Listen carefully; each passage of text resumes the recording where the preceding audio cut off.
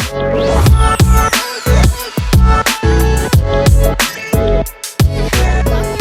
want to welcome you guys all to the very first live Coffee and a Good Vibe podcast experience.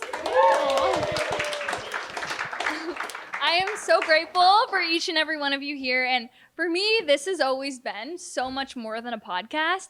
My whole vision behind the podcast is to do things just like this, where I could bring together so many abundant, amazing human beings in a room together, because I truly believe that that's where the magic happens. That's where the connection is, the growth is, and if I can foster a space like this tonight, it's my pure intention that tonight you leave making a new friend, a new connection. I just want everyone here, if you haven't, meet someone new, connect with them, because that's why I'm doing this. And if you leave with a new friend or business connection, whatever it is, then this was all worth every effort, every little thing I did to put this on. So thank you all for coming.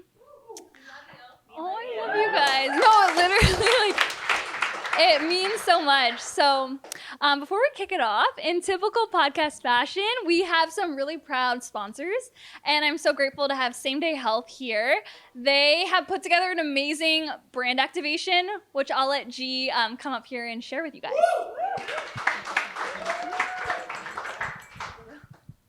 Hi guys, I'm G. I'm with Same Day Health. First off, we want to thank Ayesha for this wonderful event. We're so excited to sponsor such a powerful group of female entrepreneurs. If you don't know about Same Day Health, we started a year ago as a COVID testing company because we didn't see accessible and fast COVID testing. But now we've transitioned into a health and wellness company with IV injections, IV drip therapy, vitamin injections, retail, as well as health panels such as STD testing, blood testing, and we also do virtual care as well for mental therapy and urgent care. Now we have grown with 40 locations across the U.S., and we have house calls in select cities such as New York, LA, and Boston, and the DMV area. Today, please come visit our activation room. We're giving out vitamin injections for everyone, as well as providing complimentary house call discount codes. All right, thank you. And they have all the Air One treats in there. You guys gotta grab them. They're so good. They're amazing. And also, I just want to say, Lauren, the general manager, if you guys didn't catch it, she's giving everyone here a free Soho Works co-working pass. So make sure you get one of those cards or connect with Lauren on your way out. And another housekeeping note, all parking, you can get it validated for $11. So make sure you also do that. So before we kick off this podcast, this live podcast, I just want to take some time to dedicate this episode and this whole event to someone who is my why behind why I'm doing this, and he's my best friend, and he's my dad. A couple months ago, my family got the news that my dad was diagnosed with stage 3 cancer, and kind of threw our lives for a curveball overnight. And since then, he's been fighting it. He's been more positive than ever, going through chemo and radiation treatment. And I never talk about this kind of stuff because I'm just always the positive person who's I pride myself in being positive, and it comes from him. And going through this, honestly, has ignited me more than ever to just keep showing up my best self, because when life throws you any kind of curveball, it really tests you. And I just want to just dedicate this all to him because he's the biggest fan of this podcast. He listens to every episode. He comes on every Instagram post. He literally is obsessed with it. And he would be here in the front row with my mom, who flew from Canada. And because he can't be here, we're doing a video. So it's going to be just like he's here watching it from the living room. And I just want to say that, Dad, this episode is for you, and you're going to kick cancer's ass. And just so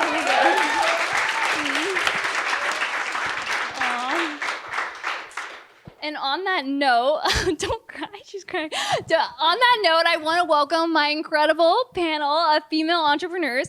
These are all such incredible founders in the CPG space. They're all amazing with their businesses and brands they have built. So I'm going to welcome all these lovely ladies to the stage. And also, at any point in time, if you guys are sharing on social, I have all their handles and their companies, because branding is so important. Those tags are so important. So we have them there if you guys do feel called at any time to share, because we would all appreciate it. So ladies, come on.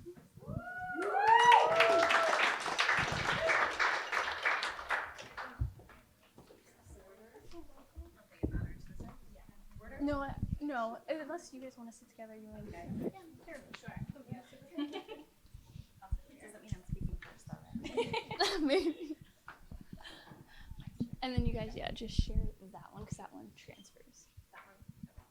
This one doesn't go that far.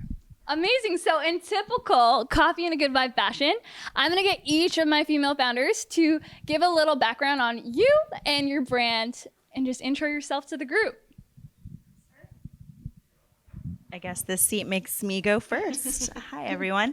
I am Danielle Gronich. I am the acne guru and the CEO and co-founder of Clearstem Skincare. It's a line that is non-toxic, and all the formulas are anti-aging and anti-acne at the same time, which hasn't been done before. And this is my amazing co-founder, Kayleigh. I've already been introduced, so I think I'm good. Hi, my name is Kayleigh. I'm the other co-founder at Clearstem. Hi, I'm Tiana. I've spent the last 7 years very deeply integrated in the influencer marketing space. Previously had an agency and influencer marketplace. It was a shoppable storefront. Most recently, I spent the last 3 years working on building CPG brands for celebrities and influencers. And I am now embarking on working on a new startup with Casey, somewhere out in the audience, called Suckerz. That is a new better for you brand in the hard candy space. Okay, y'all can share. Hi, I'm Sabeena. I'm the founder of Deux, or Deux, depending on how bougie you are. We're a functional cookie dough brand, actually just launched into a healthy Nutella, so I would say functional snacking brand. And we believe good for you should taste good. So I launched it last year during the pandemic, concepted it in May and June, launched it in October.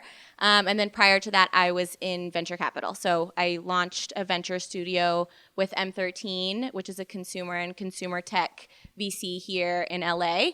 It's called Launchpad, and we launched 3 companies at Launchpad. And then prior to that, I had more boring corporate jobs. So I was at McKinsey and I was at PepsiCo and Diamond Foods. So squarely in the CPG space. Well, hi, my name is Sanne and I'm one of the co-founders of Nekohama.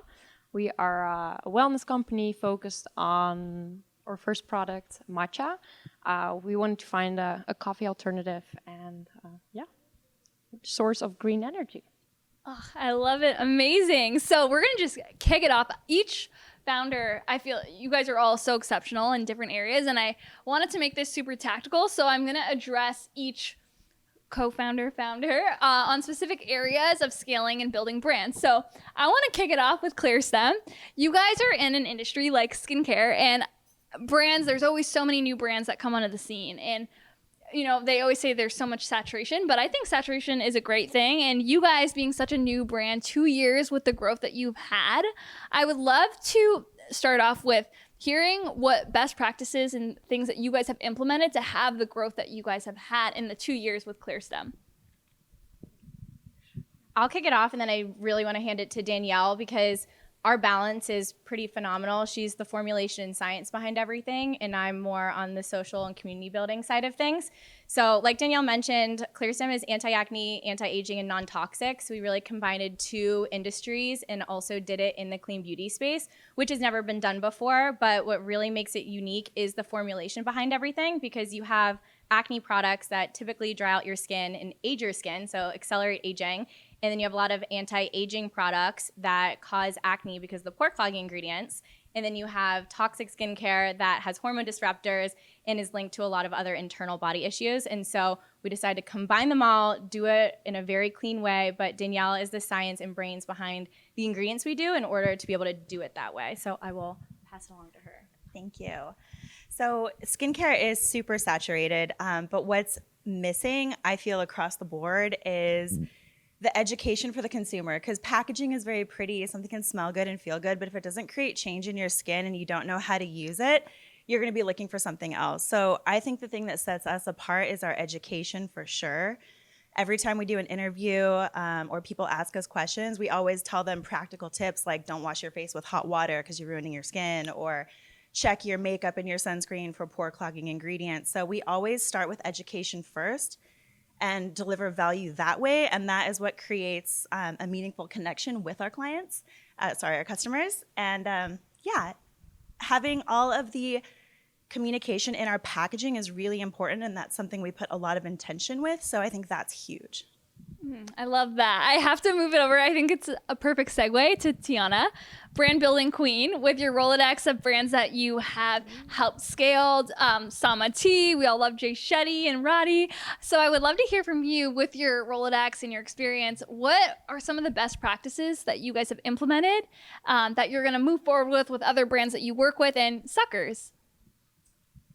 So in the case of, like Ayesha said, I just helped launch Jay and Roddy Shetty's tea brand, which is called Sama Tea. It actually just launched last week, so check it out. It's delicious. In the case of Sama and Suckerz as well, those brands are really unique because both markets are extremely ripe for disruption. If you look at the tea space, like Lipton tea was started in the 1800s. All the other top tea brands follow, but, there has been innovation in almost a century in terms of, there's obviously brands that are launching similar products, but, what we took with Jay's brand is we looked for something that would be extremely authentic to him and Roddy, like something that, wasn't just putting a product behind a celebrity and putting their name on it. Something that was meaningful for them, that had a story behind it. And then we, deeply ingrained their values in terms of like infusing them with adaptogenics, making sure they were organic and, gluten-free, and had all the qualifiers that they were looking for. Really like looked on the shelves and saw that there was a lot of room for disruption in the tea space. And then same thing with Suckerz, like no one's innovated the Tootsie Pop. They've been around since the 1890s.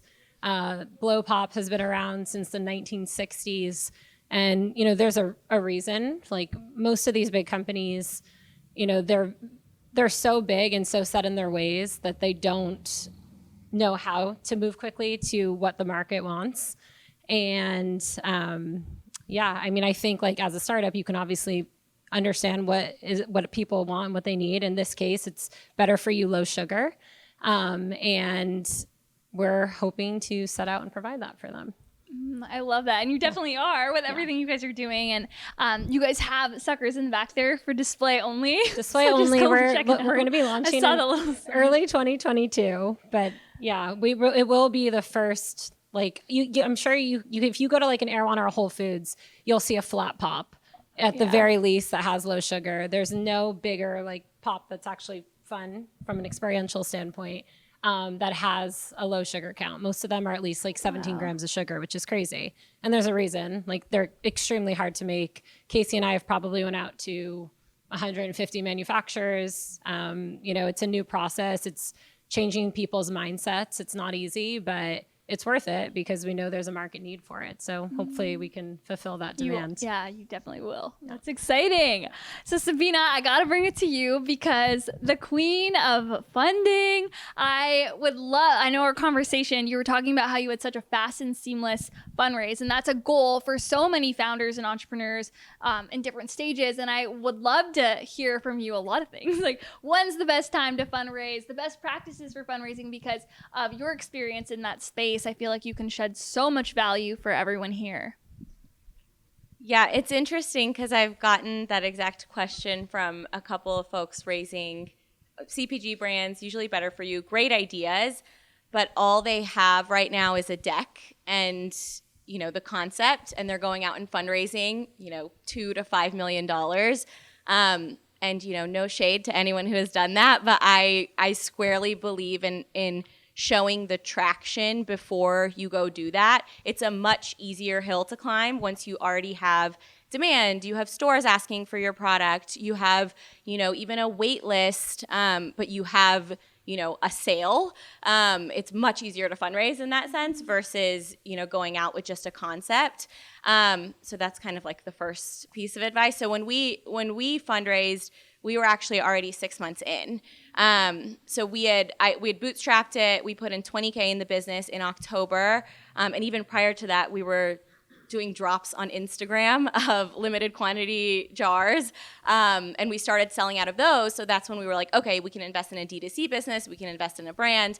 That was like step one. And then after, the 20K of our own investment, we essentially got to a point where we were maxing out our commercial kitchens, and I was making product until 3 in the morning, and then waking up at 7 in the morning to fulfill, which I have like PTSD now. Anytime we have to fulfill anything ourselves, I'm like, oh my God, I can't tape another fucking box.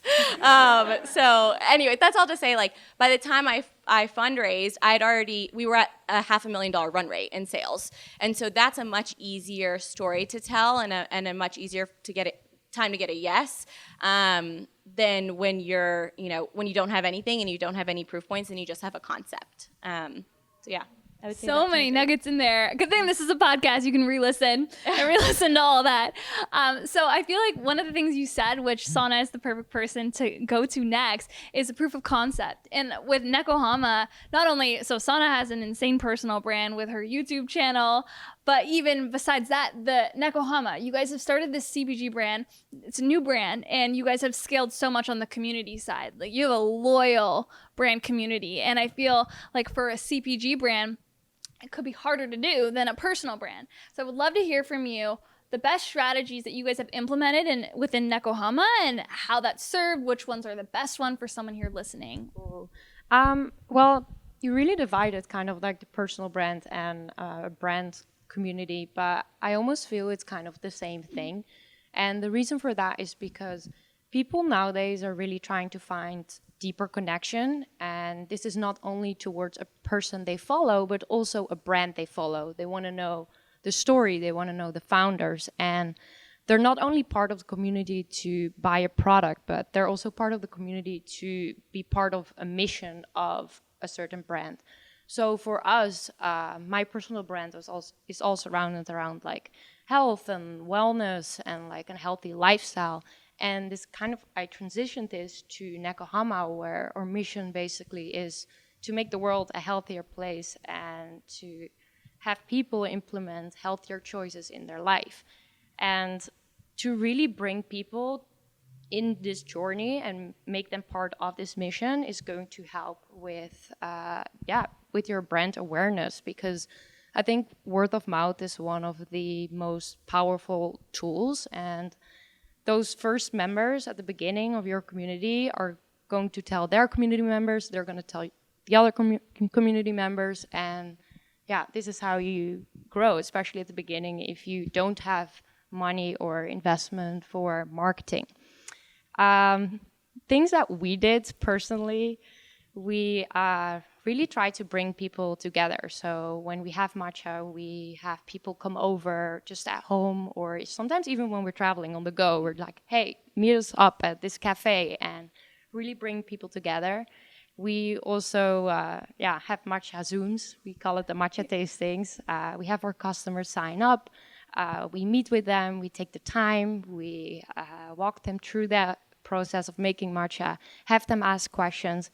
And also, we ask them questions back too, like, hey, what do you think of this product? What do you think of this design? And in that sense, like, it also really helps us. And those are true community members till the end. They will support you forever. Yeah. No, it's so true. I've seen you guys do those tastings in New York. You're like, we have a tasting at this time. How many tastings would you book? Ooh. Was it a lot of extra time you're investing in that element?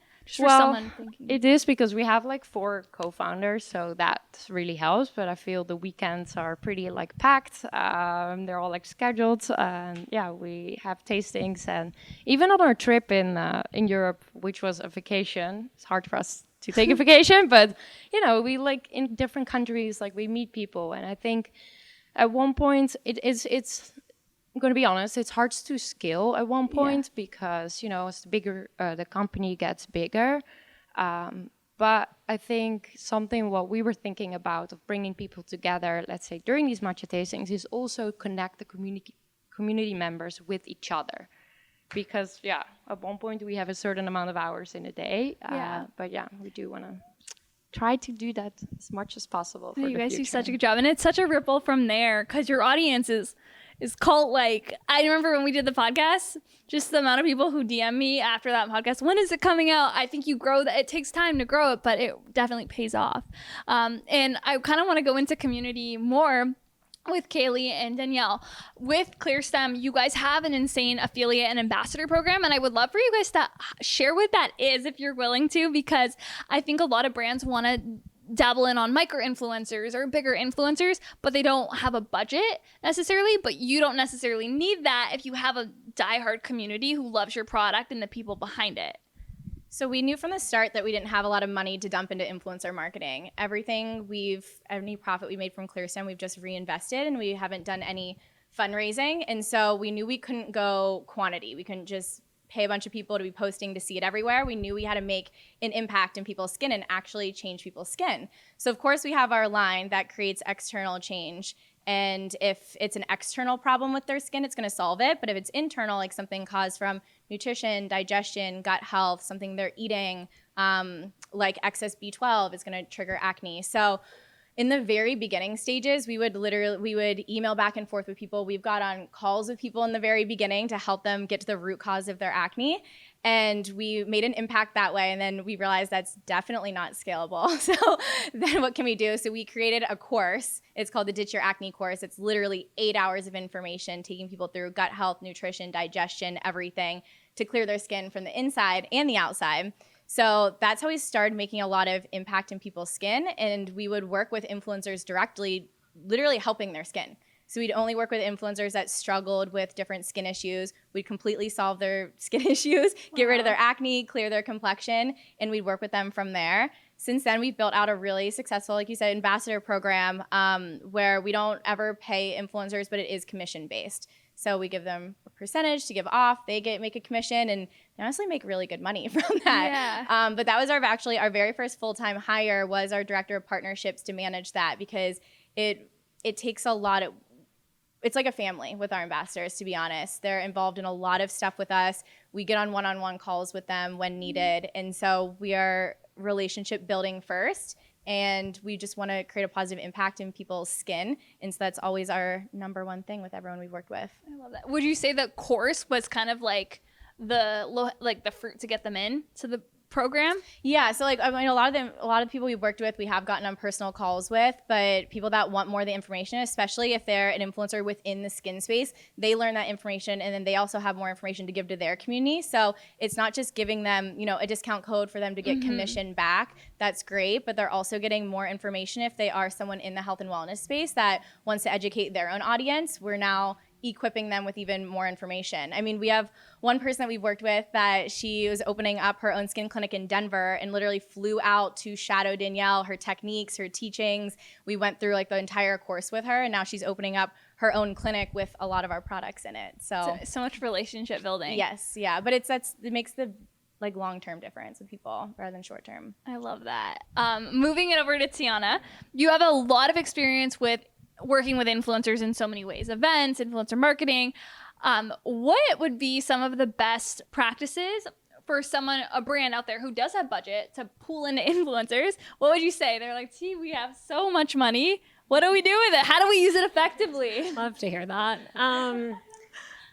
So I'd say if you're a smaller to mid-sized brand who's testing out spending money with influencers for the first time, the most important thing is actually making sure that they, again, I use the word authentic all the time, but with influencers, it's so important that they authentically love the product. If you're a brand and you're reaching out to an influencer, you're negotiating a rate, they've never even tried the product, you've never talked to them, I think that it can be a huge recipe for disaster, because a lot of times one-off posts like that, they struggle to work when there's no relationship or story behind that. So what I always suggest to brands is to truly build out a strategy and, make sure any influencer, if you're going to create an ambassador program that's paid, I always suggest multiple posts opposed to one-offs. Make sure they try the product, make sure that they like the product. If you can hop on a call or a Zoom with them and talk to them before you commit to that budget, it's always better, because they'll feel more attached not only to the brand, but to the founders or to the head of marketing, whoever's doing that. And then like put some strategy and creativity into it. Like you don't, there should be certain variations of stories and posts, yes, but like if you can do really customized seating approaches and with gifting influencers, that's great. If you can add events by, founder-led events, people love that. And then, the last point is just like, again, making sure that there's enough touch points. Like typically consumers won't convert until they've seen something at least 6 times. So again, why the one-offs are a little challenging is because it's sometimes, not enough to make a difference. If you compile that with your paid strategy, with, all the other marketing efforts you have, it can be really successful. I love that. I want to ask a little bit more into that. With micro influencers are really big right now. Are you seeing that trend too? Do you consult with clients to go bigger, or do you do a range? It's all dependent on the client and what they're looking for. I'm a huge believer in a micro influencer approach and strategy. Again, like I just think the strategy is really important, and then it needs to work for both parties. So just having a program that's beneficial enough for them and for you. And usually with micro influencers, it's just about putting enough together where it is meaningful enough to move the needle. They're also great for content. Like content is so crucial to growing your brand. And if you have an army of great micro influencers who are also providing that as a service, it can be really valuable. And what's your definition of micro influencer also? I just want to clear that one up. I would say a micro influencer is like anyone under 75,000 followers. Like I think when I work with clients, it can be anywhere from like 5 to 75, 5 to 100. Everyone has a different definition. Like some people work with people with 3,000 followers. But yeah, again, like really like I think you guys do a great job of it, of like, you can actually end up turning your customers into, part of your ambassador programs as well. It can get that small, and those can be some of the most beneficial people to work with as well. So totally. No, it's so true. Sanne, just because you also being a huge personal brand in the space, with a lot of brands reaching out to you probably to work with you, and especially in wellness, right? There's so many wellness brands. What for you on the influencer side makes you choose, okay, I'm going to work with this brand over this brand? And if you could be honest, like I'm sure you get offered a lot of money from a brand. Does that appeal to you? Are you like, okay, you know what? Because it's a lot of money, I'll try it out. Can money move the needle for an influencer if the product's not? Money moves for a lot of influencers the needle, and that's the whole problem. And this is something what, from a brand perspective, you really need to like look forward to. This is the first question what I ask myself when a brand reaches out. Can I try the product? And sometimes they're even like, yeah, well, there's a deadline. We need to finish the campaign next month, or whatever. Like, we want to get the contract going. And I'm like, well, send the product first. And I'm sometimes even surprised how much of a problem that is, because they're so used to just getting the deal done before, like influencers. But yeah, the most important thing for me is like, if it's authentic, if I use it, if I really like it, if I enjoy it. And you will also see this throughout the content. If an influencer actually connects with the product, the way they verbalize it or post about it or talk about it, people see through that nowadays. And it will convert better. And I think it's you're an authentic one, because you're like, I want to try it first. That's amazing. I would love to, because it's a podcast, one of the beauty things about podcasts is you can use these platforms to expand perspectives. And Sabeena brought something to my attention, that 2.8% of VC goes to female-founded businesses. And that was crazy because we were all like shocked on the email thread. Like we were like, that's crazy. But I kind of want to use this to give you the mic to share a little bit on your experience, because you can kind of shed light on maybe the unconventional biases that occur. And what we may not even realize, because honestly, it'll expand everyone's perspective with this. And then how can we change the landscape moving forward, the investing landscape with female-founded businesses in that small percent? Yeah, what a big problem to solve that I have 2 minutes to answer. No, so it's 2%, less than 2% of VC funding goes to women, which is wild. And the landscape is changing. So I will say, like, even when I was at M13 a few years ago, there was a specific point to invest in female-founded businesses, and there's a lot of technology too, specifically in femtech, that has come out over the years that are mostly, well, you'd be surprised actually how many femtech companies are founded by men, but femtech companies that are mostly founded by women that are getting funding. So I would say it's starting to turn a little bit, but there are what I call, something that I learned at McKinsey is called unconscious bias, and it's literally like exactly what those words mean. Is it's a bias against someone that you may not even know that you have. So I think I shared this with you, Ayesha, in fundraising meetings, or honestly even just like other meetings when I was at M13, I wouldn't wear my wedding ring. I would wear, or my engagement ring, I would wear maybe just like my band, which is something, it's a personal thing that I would do, but interesting to share because I didn't want the unconscious bias of, oh, she's taken care of, right? Or like she's married, so she's fine. And the people who might have had that bias, whether they had it or not, they probably didn't even know that they would have it. But it's something that I still kind of struggle with internally. So I think making people aware of things like unconscious biases, and there's a million, right? Like there's racial biases, there's gender biases, but just bringing those to people's attention, even though they're like highly uncomfortable to talk about, like I haven't ever shared that, let alone on a public platform. I think that is like step one. And then, obviously I think things like this in bringing women to the forefront, and there's something about like what you had said about not like meshing the founder with the actual brand, and a lot of like how I was taught at PepsiCo was you're the person behind the brand. You are not the brand. I was on the Lay's brand. It's a $3 billion brand, and Lay's was the brand, and I was just the human being behind it. Whereas now I think there's a lot more of a spotlight, and I think that kind of tide is changing too. So the more people feel comfortable, and even me, like I early on was like, I don't need to do interviews. I don't need to, like, the brand is Doe, not me. Kind of changing that conversation and putting yourself at the forefront of the brand actually helps other women as well. So I would say those are a couple of my thoughts. I have a million thoughts on this, but no, I love it. I also think men can be, and not, non-females can be really good allies, and, making sure that their men are as much feminists as women are. I think that's also like calling those biases out is also really helpful. Have you ever called one of them out? Oh yeah, Can you share a story? I have a sharp tongue. That's for EPLP. That's for drinks afterwards. I love it. Well, you have to come to EPLP. I would love, so I want to, typical, we have another amazing podcast sponsor, and we're so grateful to have these women on the panel, and they have set up a really beautiful activation in the back. You guys have to all check it out after, but Clearstem, we have you guys on the panel, so I'm going to pass the mic over to you guys to do a little bit of a special that you guys have going on with Clearstem. It's getting tangled. All right. As I mentioned before, Danielle and I, co-founders of Clearstem, anti-acne, anti-aging, and non-toxic.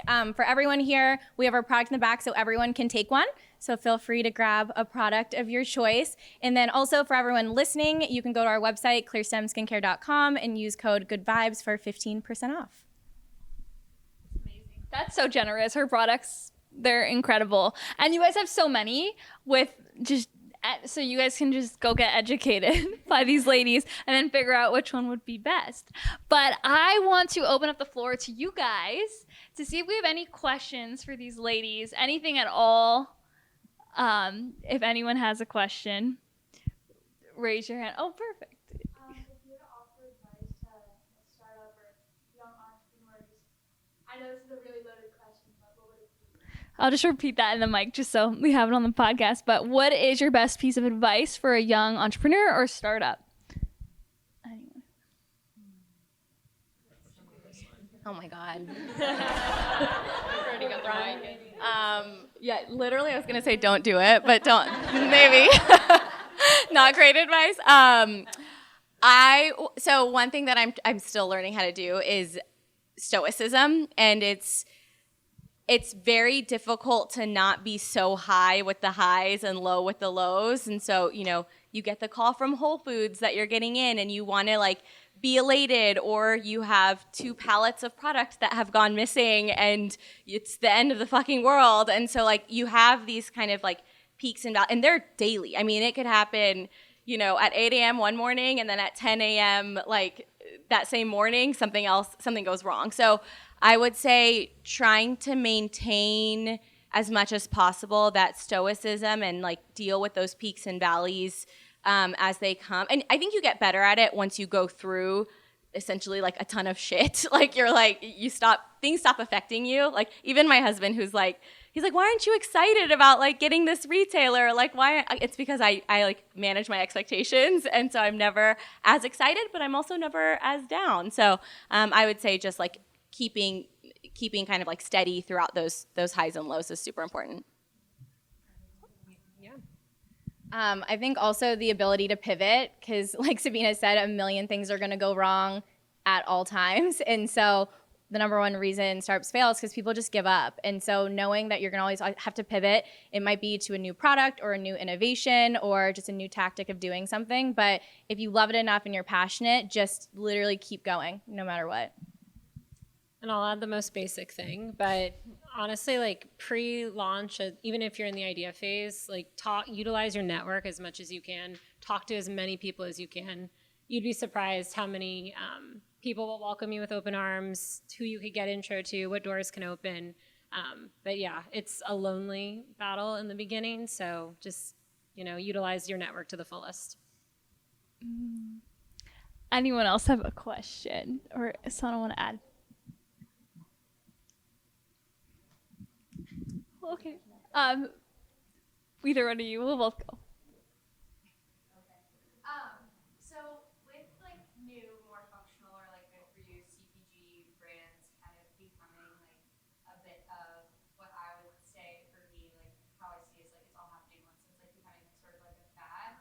How do you envision like the longevity of your brands and how this space, like as it becomes more saturated, what you're going to do to like stay active and ahead of everyone else? I mean, I'm assuming that you kind of all do similar things, but especially I would say the 3 of you over here. I don't mind going. So I think there's a difference between a fad and a trend. So I'm going to say it's not a fad, it's a trend. A fad is like more of it's a moment in time, and then we'll kind of like cronuts. Like it was like a moment in time, and like who the fuck eats a cronut? No problem. Like pretty good. So I would say, I was at Expo East. The team was just at Expo East, which is a big natural foods conference. There's Expo East and Expo West, and that's basically like where you see all of these trends. And a lot of the kind of press and reporting that came out of Expo East was that functional is here and it's here to stay and it's not going anywhere and it's the new norm. So I can also say, like, being on the other side, we used to call them ankle biter brands when I was at Lay's, which were the natural brands, and we called them literally ankle biters because we were like, oh, they're not going to do anything. They're just biting our ankles and stealing a little bit of share. But now those brands have gotten so big that they're being acquired. And so it's actually like where the world is moving. And to your point, big CPG brands can't keep up. And when they do try to innovate, the business models don't work, or they try direct to consumer and they don't know how. So that's all to say where I see the world going is like continuing in better for you, good for you, functional, clean. And then as well, I mean, I think these big CPG brands are going to continue gobbling up Suckerz. So, Ooh. Yeah, exactly. So the question is, yeah, you can answer that part because I didn't answer that. Okay. The other thing I would add to that is just brand. Like, brand wins above everything. So, like, having a very clear brand ethos and mission, putting out great content, and then like community on top of that. It's even in a very saturated CPG market. Like, if you have great brand and you have great community, then, you'll continue to stay above it, continue to innovate. Those things are all important. But even if someone comes out with a similar product, if you have those loyal customers and you have a great brand that people trust, it is hard for other people to break through and, for them to have something that's going to make, your customers want to jump ship to someone else. I love that. Ben, you had another question? Yeah, so for anyone who has done any sort of like friends and family fundraising, how did you approach that conversation with them to ensure that the relationship wouldn't be affected in any way, whether obviously good or bad, whichever way the business went through those times?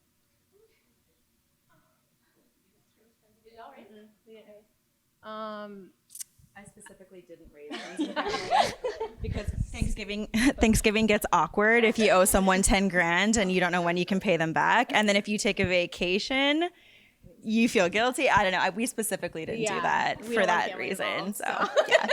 Love my family, love That's my the separation of everything. I mean, we went to people that I think that really trust us and our expertise. Actually, we have a couple investors in the room, Jake, Sanne, Max, people. But yeah, I think you go to people who understand what you're doing, they can make an educated decision and they can separate the emotions of you as a friend versus you as a business. And also, hopefully you're trustworthy enough where you have the same credibility in what you're doing. I definitely have approached friends and family in the past who, even if they, felt like I was credible, but they didn't really understand the industry, you can get a pass from that and that's fine. You just, you know the right people to target and the people where it could be uncomfortable. And usually you don't want to take money from people where if they lose it, it would, it would really hurt them. You go to people where, it's part of their investment strategy. And, if it's meaningful to them, if you have a win, amazing, but it's not going to make them not pay the rent if you lose. Anyone else have a question? We'll do Chase and Max, and then we'll. Correct me if I'm wrong, but most of you, if not all of you, started the brand in the last year and a half. Some of you have. Well, my question to those that did, what do you attribute your grit to starting the brand? Ooh, through a pandemic. That's good. Well, we launched ours before the pandemic, but I will tell you it helped in our benefit everyone wearing masks and having skin issues. So that was actually really great for us. So it allowed us to provide a ton of, people who had never struggled with skin issues their entire life were struggling with it for the very first time. So it gave us a huge window of opportunity for education. So I think if it's a brand that has value to drive, that's also specific towards the pandemic, that you can stand out in a really unique way. I'll add to that. COVID was actually our wingman. We got a bunch of EIDL funding, so we didn't have to dilute. And we had a ton of free time because no one was going out and doing anything, so all we did was grind. And I think there was kind of a fuck it mentality with COVID. People were quitting their jobs left and right, figuring out what didn't work for them. They were leaving relationships. It was such a time of transition that people really and for a while there, no one knew what was going to happen. People worried about their health. People were they had a reckoning with their lives, how they're spending their time. And I think that was a really big motivator and provided a lot of grit for a lot of people.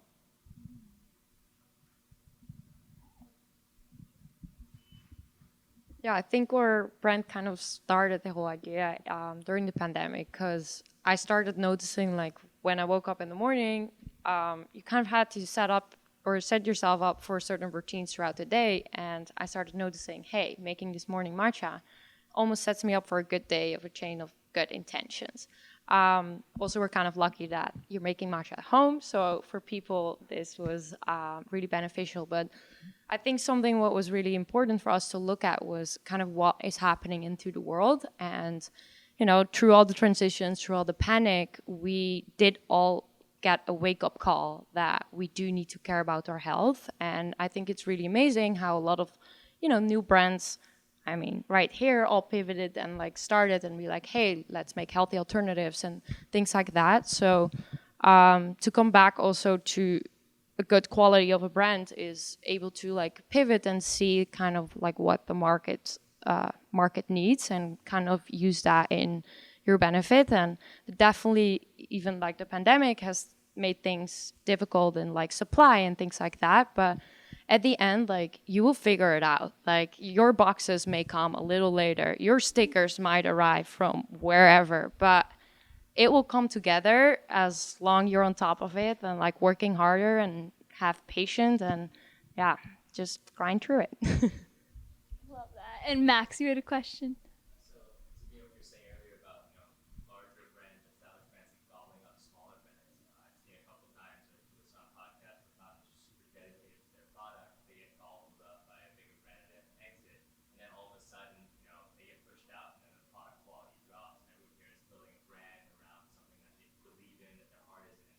So, as you scale it, everyone out there, what are your plans? Like, how are you going to prevent that from happening? Are you that closely tied to what you're building so that, like, in the future, if someone does come in, buy, and acquire you, what would you do to prevent that from ever happening? Or do you just want to build a whole world around it, and it's risk for everyone? I feel like Jake would be a great, a great example of that. No, you have to, if what I would imagine, I haven't sold or exited a business yet, but what I would imagine is you have to be able to relinquish that control and like pass the baby along. And, it does happen where like, I'll say like RX bar is an interesting example of, I'm not an RX bar consumer, but from what I hear, it's like the quality did change or the ingredients did change or, there are brands that like the big companies will add preservatives because it extends the shelf life or whatever that is. I think there's also got to be like a little bit of self-awareness of you can take, and this is just me, but like I can take the brand to a certain size and then when it's big enough or too big for me, I also shouldn't be the one running that business anymore. Like if I can get it to 50, 80 million or whatever it is, there will be a certain point in time where, and I don't know if it's like you wake up one day, but like there will be a point in time where there's a better 20-year executive likely to run that business. And I say that because I hate process. And I think when I'm a 0 to 1 kind of person. And when it gets to a certain size, it's all process. So I think you have to have that self-awareness too of like, okay, it's time to kind of like pass it along if your goal is to get acquired. Now there are a lot of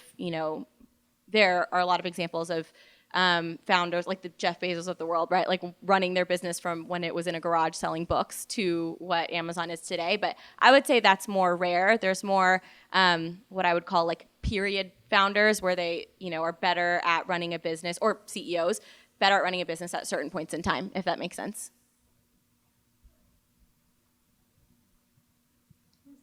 Anyone else want to answer? Yeah. Perfect. Any other questions before we wrap up? Anything else? Beautiful. Well, I want to thank you guys so much for being here tonight. Seriously, it means the world to have each and every one of you here. And we have a lot of very special people here. And on Monday, season 3 of the podcast drops. Coffee and a Good Vibe. So if you're not subscribed, subscribe to Coffee and a Good Vibe on all podcasting platforms, on Spotify, Apple. And I'm just going to put some of you on blast to give me a wave because we have past guests who've been on the podcast. We have future podcast guests on here. So Jake, give us a wave. Jake Casson, his episode comes out Monday and it's incredible. So make sure 5 a.m. it's going to drop. Also, we have Nadia Mejia and Sam Webb. We also have Chase Tuning over here. On the whole Nekohama team, where are you guys? So you guys can like literally just hear a full-on podcast with them. Tiana's been on the podcast. Their episode's coming. There's just a lot of incredible people in this room. And my whole point of saying this is I hope that you guys stick around, enjoy the brand activations, go get an IV from same day, have all the snacks here, have it all, and connect with someone new. That like, if you just meet someone new here, then it's great. I'm happy. We're all happy. And everyone here is incredible. Everyone here is so heart-centered and nice. I always say your vibe attracts your tribe. And I know in this room, you guys may not all know each other, but I know each and every one of you, and you're all incredible. So please just connect and stay here for the next hour whenever you're happy and content. And then we also have something at EPLP if you are able to start work later tomorrow and you want to come out. If you guys want to come out to EPLP, we have a whole part of the rooftop reserved for us. And if you guys just say coffee and a good vibe at the door, you'll be fine. And you can tell your friends to come. I know the timing of this was kind of weird. So some people are coming there later, so there'll be new people to connect with. But you guys are all welcome there to come out after. So yes, I will let you guys enjoy the evening, and thank you guys again.